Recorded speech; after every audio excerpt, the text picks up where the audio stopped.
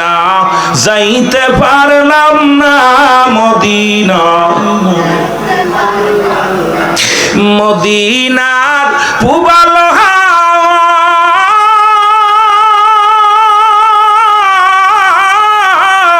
পশ্চিমে কই রাসে ধাওয়া, এই গরিব দুঃখীর সালাম খানি কলাদাহর সালাম খানি পৌঁছাই দিও মদিনায়, মদিনায় যাইতে পারলাম না মদিনা। নদী বন্ধু শোনো গো, আবার জিকির বন্ধ করে দিছে। প্রতীক ডাক দে, এবার ইব্রাহিম নবী ডাক দে,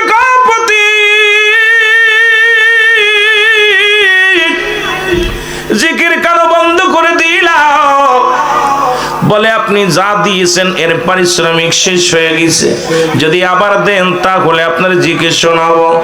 বলে তাহলে কি নিবা? কয় আপনার জমা জমি টাকা পয়সা ধন সম্পদ যা কিছু আছে যদি আমারে দিয়া দেন তাহলে আমি আপনার জিকির শোনাবো, আল্লাহর নাম শোনাবো।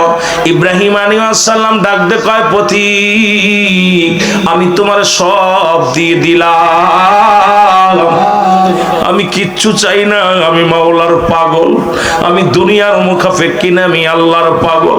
পথিক রে এই দুনিয়ার যা কিছু আমার আছে সব তোরে দিয়ে দিলাম, বিনিময় তুই আমার জিকিরে শোনা। সম্পদ দিছে তারপরও তার ঈমান নাই, পাগলামি নাই, কারণ এই দুনিয়ার মুখাফেক্ষি হয়ে গেছে তারা। কোনো ঈমানদার দুনিয়ার মুখাফেক্ষি হইতে পারে না। ঈমানদার ঈমানদার হয় আল্লাহর মুখাফেক্ষি, কোনো মানুষের মুখাফেক্ষি হতে পারে না। মুসলমান কোন মানবের মুখাফেক্ষি হতে পারে না, ঈমানদার মাওলার মুখাফেক্ষি হয়। জোরে জোরে চিল্লায় বলেন ঠিক কিনা? আর একটু জোরে জোরে চিল্লায় বলা যাবে না ঠিক কিনা? মদিনা যাইতে পারলাম না মদিনা, দেখতে পারলাম না মদিনা, যাইতে পারলাম না মদিনা। সাউন্ডটা বাড়াও একটু। আমি অসহায় তাই এত দূরে রই, বলো অসহায় তাই এত দূরে রই, দূর থেকে সালাম জানাই, বলো দূর থেকে সালাম জানাই, মদিনায় যাইতে পারলাম না মদিনা, দেখতে পারলাম না মদিনা, যাইতে পারলাম না মদিনা। মদিনার পূবাল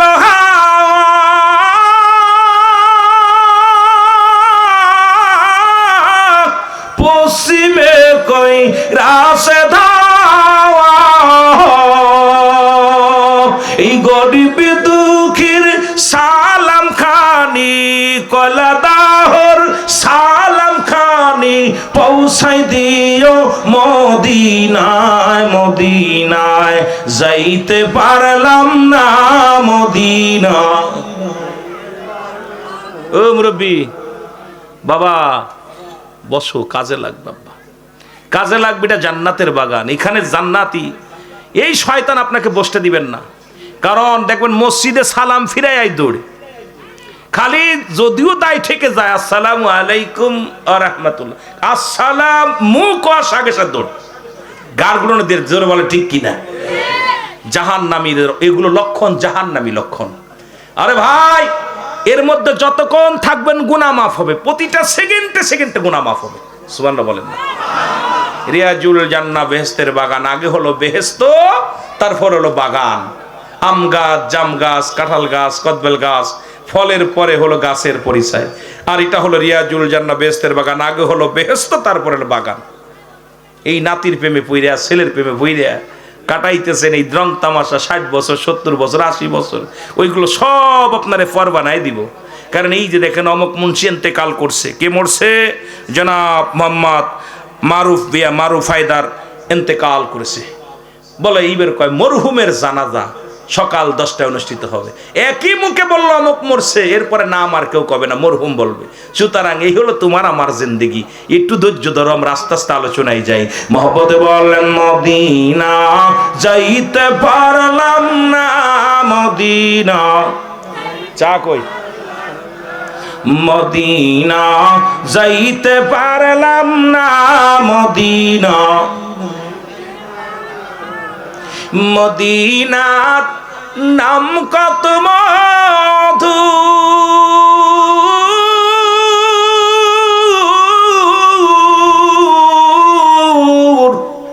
মদিনা আর যে কত দূর, ওই মদিনার পথের ধুলি, ওই মদিনার পথের ধুলি মাখতে পারলাম না রে আমি, যাইতে পারলাম না মদিনা। সাউন্ড আবার টোন ইকো নাই, যাইতে পারলাম না মদিনা। এ মুসলমান গভীর মনোযোগ, জিকির শুরু করে দিচ্ছে পথিক, জিকির বন্ধ করে দিছে। ডাক দে কয় পথিক রে, জিকির কেন বন্ধ করলাম? বলে যেগুলো ছাগল আমারে দিছের বিনিময়ে জিকির করেছি, আমি কম মূল্যে জিকির করি না, আরো মূল্য দিতে হবে। যদি পারিশ্রমিক দাও তাহলে আমি জিকির করব। বলে কি চায়? বলে তোমার যত গাড়ি আছে, যত গরু আছে, এগুলো আমারে দিয়ে দিতে হবে। এরে ইব্রাহিম আলাইহিস সালাম ডাক দে বলে পথিকরে দিয়ে দিলাম, তবু আমি মাওলার প্রেমের জিকির শুনতে চাই। জিকির কর, জিকির কর। ওরে মুসলমান শোনো, পথিক জিকির শুরু করেছে সুবহানাল্লাহ,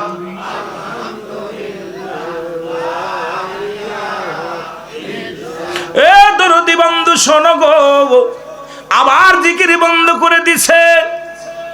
পথিক ডাক দে, এবার ইব্রাহিম নবী ডাক দে, পথিক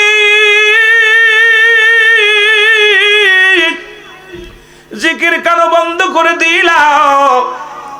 বলে আপনি যা দিয়েছেন এর পারিশ্রমিক শেষ হয়ে গেছে, যদি আবার দেন তাহলে আপনার জিকির শোনাবো। বলে তাহলে কি নিবা? কয় আপনার জমা জমি, টাকা পয়সা, ধন সম্পদ যা কিছু আছে যদি আমারে দিয়া দেন তাহলে আমি আপনার জিকির শোনাবো, আল্লাহর নাম শোনাবো। ইব্রাহিম আলাইহিস সালাম ডাক দে কয় পথিক, আমি তোমার সব দিয়ে দিলাম, আমি কিচ্ছু চাই না, আমি মাওলার পাগল, আমি দুনিয়ার মুখাপেক্ষী না, আমি আল্লাহর পাগল। পথিক রে, এই দুনিয়ার যা কিছু আমার আছে সব তোরে দিয়ে দিলাম, বিনিময় তুই আমার জিকির শোনা। সুবহানাল্লাহ,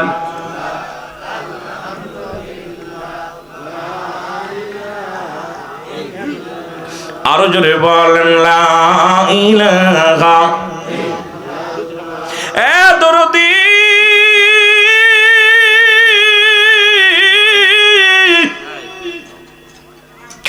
কিছু সময় জিকির করিয়া বন্ধ করে দিছে।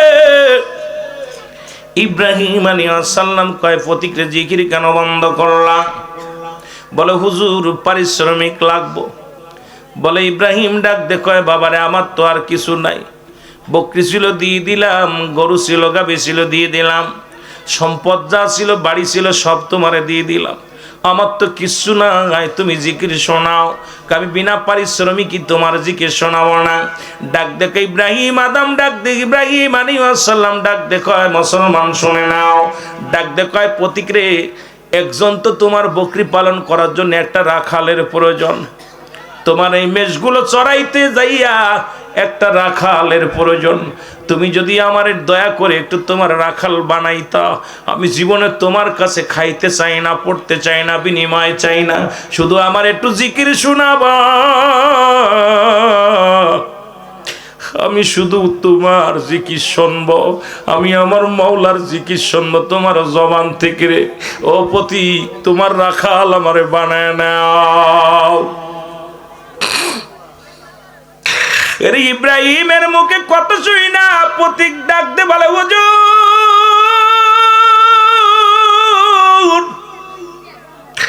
আমি কোনো মানুষ নয়, আমি জিবরিল আমিন গণবী। আল্লাহ রাব্বুল আলামিনের কাছে বলেছিলাম আপনাকে পরীক্ষা করতে এসেছিলাম, আমি পরাজয় মেনেছি গো নবী। নবী গো, আপনি দুনিয়ার মুখাপেক্ষী নয়, আপনি আমার মওলার এত ভালোবাসেন, ভালোবাসার জন্য আপনি সব আমারে দান করে দিয়েছেন। এই লন আমি পরাজয় মেনেছি আপনার জন্য পাগল। কত ইমানদার ইমান হারাতে রাজি নয়, আর এই দুনিয়ার মধ্যে কত বেঈমান সকাল বেলা ইমান আনে, বিকেলে ইমান চইলা যায়। আল্লাহর যারা মুখাপেক্ষী জীবন দিতে রাজি আছে, ইমান দিতে রাজি নয়। জোরে জোরে চিল্লায় বলা যাবে না আল্লাহু আকবার। একটু মহব্বতের সঙ্গে জোরে জোরে চিল্লায় বলেন আল্লাহু আকবার। এ দুনিয়ার মানুষ শোনো গো, এই জন্য যারা আল্লাহর পাগল, এই আল্লাহর পাগল যখন কোরআনের মাহফিল হয়, হাদিসের মাহফিল হয়, এই পাগলটারে ধরে রাখা যায় না। অসুস্থ মানুষ আবার ছেলেদের কামারে নিয়ে বসায় জান্নাতের বাগানে, কারণ ওই জান্নাতের বাগান ওয়াজ হয়। আমি প্রতি ঘরে থাকতে পারি না, আমি ঘুমাইতে পারি না, আমারে লয়া যা ওই জান্নাতের বাগানে বসে বসে আলোচনা শুনবো। আর কিছু মুনাফিক কয় ঘুমের ডিস্টার্ব হয়, মাহফিল করতেছে, শুধু শুধু ডাক ছাড়তেছে। ও বাবা, এই জন্য আল্লাহর মুখাপেক্ষী হতে চায়, আল্লাহ যেন আমাদের সবাইকে মাফ করে দেয়। জোরে জোরে বলেন আমিন। মহব্বতের সঙ্গে চিল্লায় বল আল্লাহু আকবার। লা ইলাহা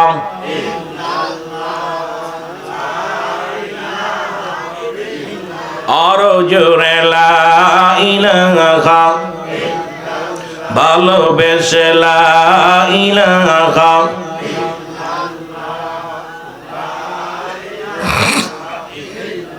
মহব্বত লা ইলাহা, আলা ইলাহা মুহাম্মদ সাল্লাল্লাহু আলাইহি ওয়াসাল্লাম। এ দুনিয়ার মুসলমান,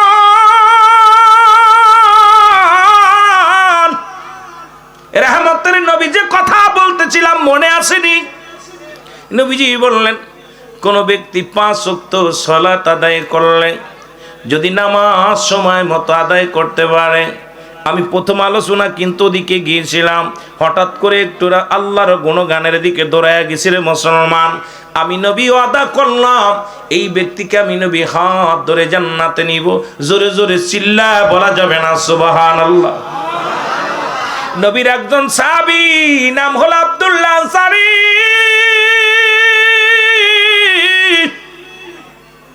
ও দুনিয়ার মানুষ শোনো গো, নবী আলোচনা করতে করতে একটু সময় লম্বা হয়ে গেছে। আনসারী বলেন, বাড়ি চলে গেলেন। বাড়ি যা বিবি ডাক দে, কয় স্বামী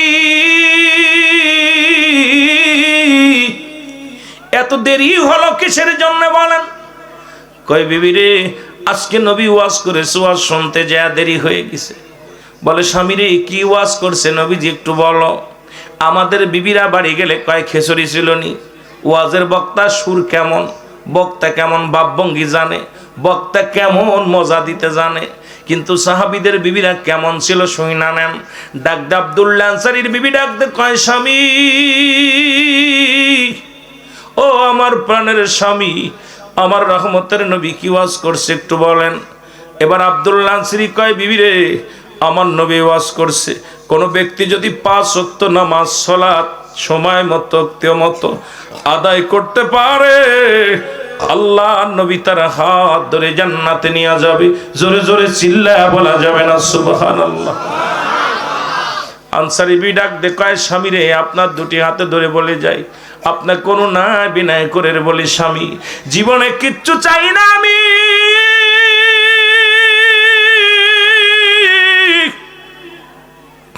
ও পর্দার আড়ালের মা বোনেরা শোনো,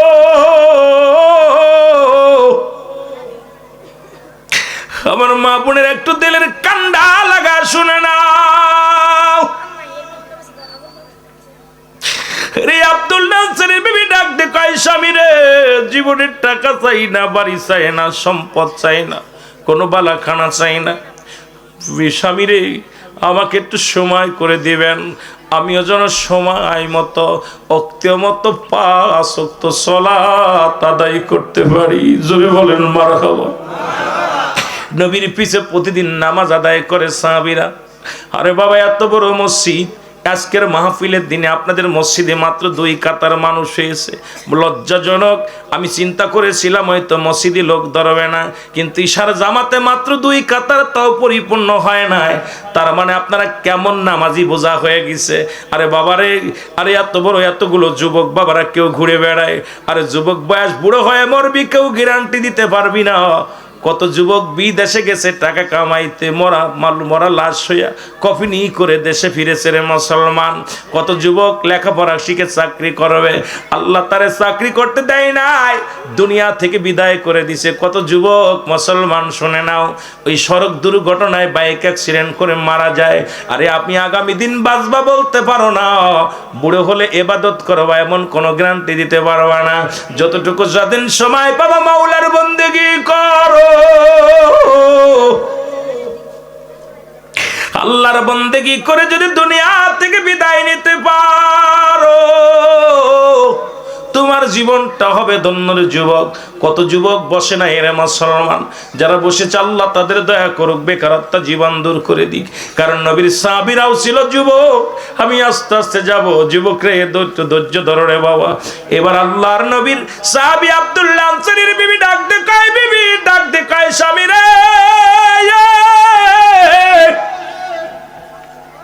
আপনি নামাজ আদায় করে নবীর সামনে জান্নাতে যাবেন, আমাকে একটু সঙ্গে করে নিয়ে যাবেন, আমি যেন যেতে পারি। আল্লাহ নবীর পিছে প্রতিদিন আনসারী নামাজ আদায় করে। নবীজি সালাম ফিরায়, আনসারীরা দেখতে পায় না। আমার নবী ডাক দে কয়, সাহাবীরা রে, আমার আনসারী কাজ কয়দিন দেখি না, কারণটা কি? এবার আল্লাহ নবীর সাহাবীরা বলে, হুজুর নিশ্চিত আনসারী কোন দুনিয়ার কোন প্রেমে পড়েছে, নিশ্চিত কোন দুনিয়ার প্রেম যমুনার মধ্যে ডুব দিছে। ইয়া রাসূলুল্লাহ, ইয়া হাবিবাল্লাহ। নবী বলেন, না না না, আমি নিজেই যাব আনসারীর বাড়ি। কেন? আমার আনসারী নামাজ পড়ে দৌড়ায় বাড়ি চলে যায়। এ মুসলমান শুনে নাও, এবার নবীজি চলে গেলেন, বাড়িতে সালাম দিলেন, আসসালামু আলাইকুম ইয়া আহলাল বাইত। সালামের জবাব আসলেন একবার নাই, দুবার নয়, নবী আমার 3 বার সালাম দিছে, একবার উত্তর আসে নাই। জোরে বল আল্লাহু আকবার। আর একটু জোরে বলো। আল্লাহ নবী একটু গুসা হয়ে বাড়ি ফিরে চলে বাড়ির দিকে রওনা হয়ে গেল। পিছন থেকে আনসারী সালাম দেয়, উত্তর দেয়, ওয়ালাইকুম আসসালাম ইয়া রাসূলুল্লাহ, ওয়ালাইকুম আসসালাম ইয়া হাবিবাল্লাহ, ওয়ালাইকুম আসসালাম ইয়া রাহমাতাল লিল আলামিন। জোরে জোরে চিল্লায় বলা যাবে না আল্লাহু আকবার। এর রাহমাতাল লিল আলামিন, আপনি উম্মতের সাবিন, গুনাহগারের অতি আপনজন, আল্লাহর নবী, নূরের নবী, ও আপনি নবী আমার জীবনের জীবন। বলেন আপনি নবী আমার, আরো জোরে বলেন আপনি নবী আমার পরাণের। আপনাকে যে পাইল জাহান্নামের আগুন তার হারাম হইল, দয়া করে নবী দেন গো দেখা দেন, দয়াল নবী মায়ার নবী গো, আপনি নবী আমার পরাণের পরাণ, আপনি নবী আমার জীবনের। এ দুনিয়ার যুবক শুই না লাও গো, ও যুবক বন্ধু শোনো, নবীজি বলে, আনসারী তুমি 3 বার সালামের জবাব দিলা, তার মানে আর বুঝতে বাকি নাই, তুমি 3 বার সালামের জবাব দিলা, আমার সালাম তুমি শুনেছিলা, উত্তর দাও নাই। আনসারী কয়, ইয়া রাসূলুল্লাহ, ইয়া হাবিবাল্লাহ, আল্লাহর কসম করে বলি আমি আপনার সালাম শুনেছিলাম, কিন্তু উত্তর দিই নাই। কেন দিই না এর জবাব আমি দিতে পারবো না। ইয়া রাসূলুল্লাহ, ইয়া হাবিবাল্লাহ, নবী গো আপনি যদি দয়া করে একটু আমার বাড়িতে যাইতেন, কেন সালামের জবাব দিই নাই এটা বলতে পারতাম। নবীজি বলেন আনসারীরা চলো যায়। এবার আনসারীর বাড়িতে গেলেন রাহমাতুল লিল আলামিন। যে যখন দরজা খুলে দিছে ঘরের ভিতর বিশাল একটা গর্ত দেখতে পায়। নবীজি ডাকতে বলে আনসারী,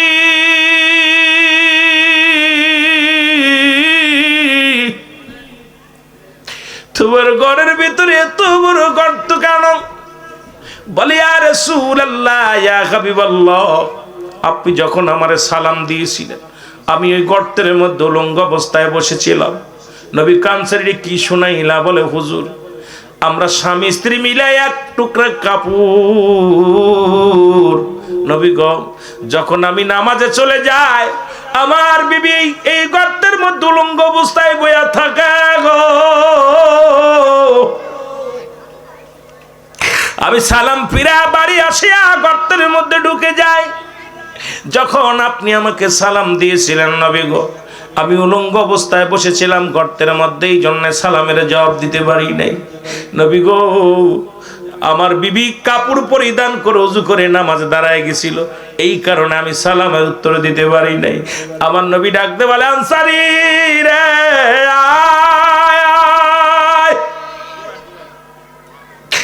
আনসারীরা, আমি নবী কথা দিলাম রে, এক কাপড়ে স্বামী স্ত্রী নামাজ ছাড়িস নাই। আমি নবী ওয়াদা করলাম রে, আমি নবী তোদের দুজনকে হাত ধরে জান্নাতে নিয়ে যাব। জোরে জোরে চিল্লায় বলা যাবে না সুবহানাল্লাহ? আমার বাবার এই কলাদাহর জমিনের মধ্যে এমন কোন গরিব নাই, জামালপুরের জমিনে এমন কোন মিসকিন নাই যার একটা কাপড় আছে রে মুসলমান।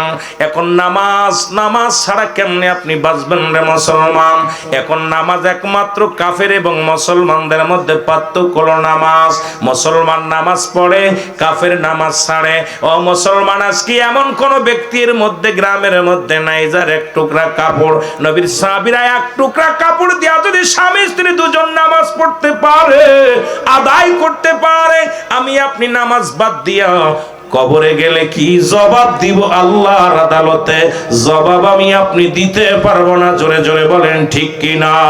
মদিনা যাইতে পারলাম না, মদিনা দেখতে পারলাম না, মদিনা। তোমার ইকো নাই তোমার? আরো জোরে বলেন মদিনা যাইতে পারলাম না, মদিনা। আমি অসহায় তাই এত দূরে রই, বলো অসহায় তাই এত দূরে রই, দূর থেকে সালাম জানাই, বলো দূর নাই মদিনা যাইতে পারলাম না, মদিনা দেখতে পারলাম না, মদিনা যাইতে পারলাম না, মদিনা। আরো জোরে বলেন মদিনা যাইতে পারলাম না, মদিনা। এ দুনিয়ার মুসলমান,